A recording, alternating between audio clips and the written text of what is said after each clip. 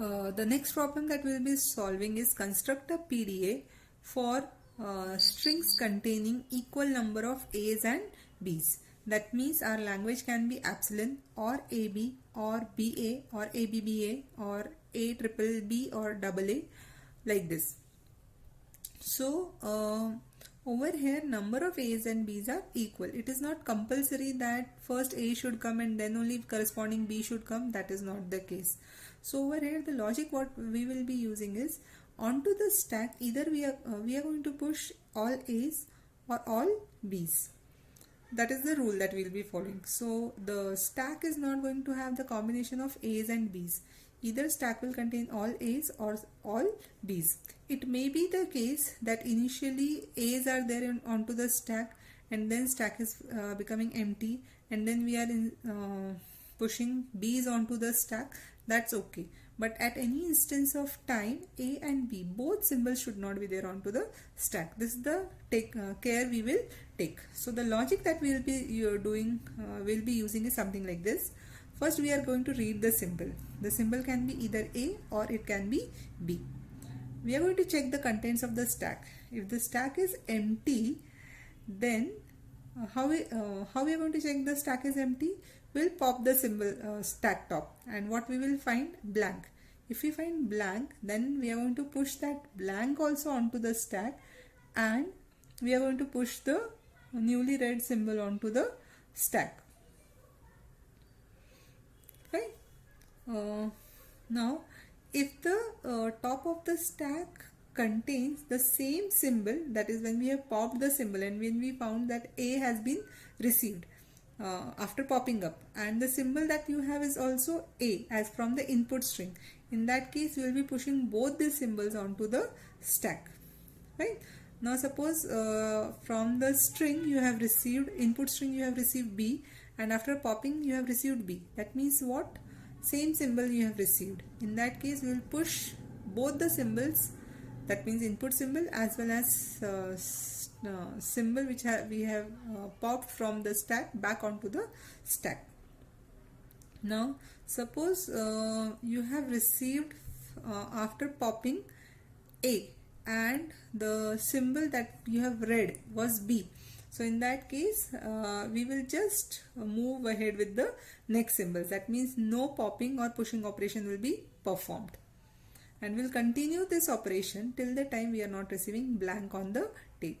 The moment we receive blank onto the tape, we are going to pop the contents from the stack and going to check. If it is blank, the string will be accepted, otherwise the string will be rejected.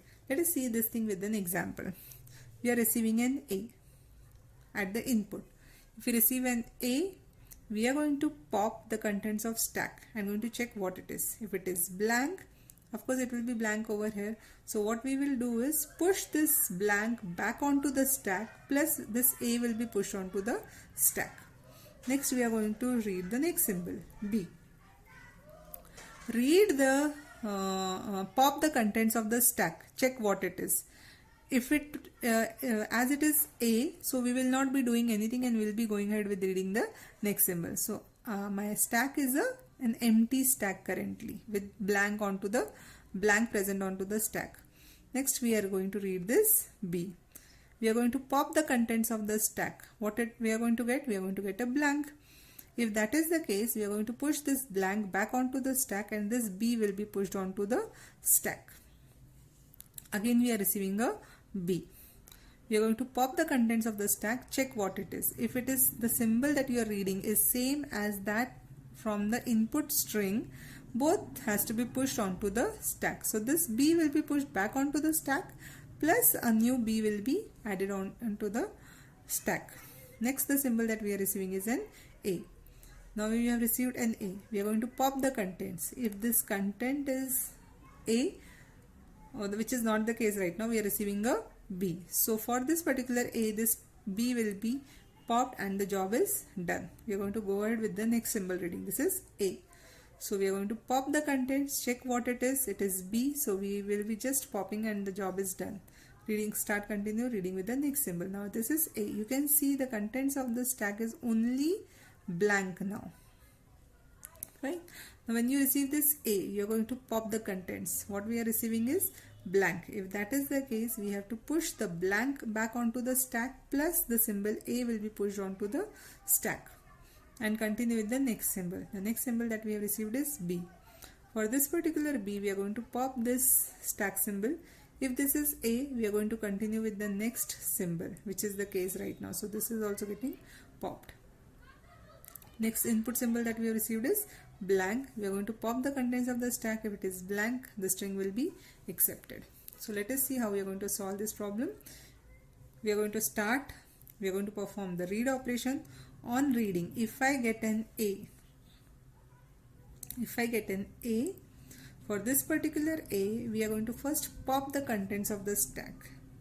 On popping, if I get an A, that means what? The symbol that is there onto the stack and the symbol that I have received is same. So I should push back both the things back onto the stack. Push A, the one which we have popped, and push A, the new symbol that we have received. So both the symbols will be popped onto the stack and the reading of the next symbol will be continued. On popping, if I receive a blank, that means there is nothing into the stack. So in that case, what are we supposed to do? Push blank back onto the stack and then push A onto the stack and continue the reading job. On reading A, if suppose on popping I get a B, that means onto the stack I was already having a B. So for this particular A, corresponding B has been received. So we'll continue the reading operation. On reading, what if I receive a B? We are going to perform pop. I'm going to check what is there on the stack. If suppose the contents of the stack were B, that means I was pushing the B's onto the stack and now I received one more B.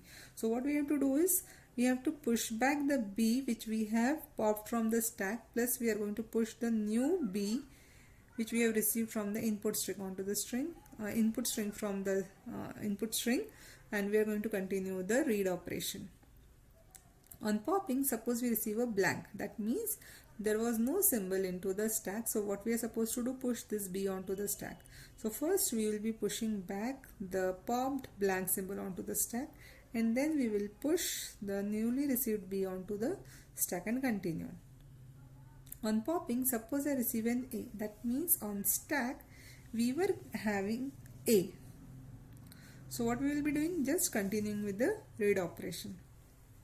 At the time of reading, if we receive a blank, it means the string is over and we have received this particular blank. So what we will be doing is pop, check what we have popped. If we have popped blank, the string is accepted, otherwise the string is rejected. So we have to give numbering to each read operation. We have only one read operation, so read 1. Pop operation we have multiple, pop 1, 2 and 3. Then push operations, push 1, 2, 3, 4, 5, 6, 7 and 8. So in this case, the logic that you have to remember is we are going to see what is there onto the stack. If A's are there onto the stack, we will be pushing A's onto the stack. If we have B onto the stack and we receive one more B, that B will be pushed onto the stack. But on A, if on stack, if we have A, then we will not push A onto the stack. We will pop that particular A from the stack if we receive a B.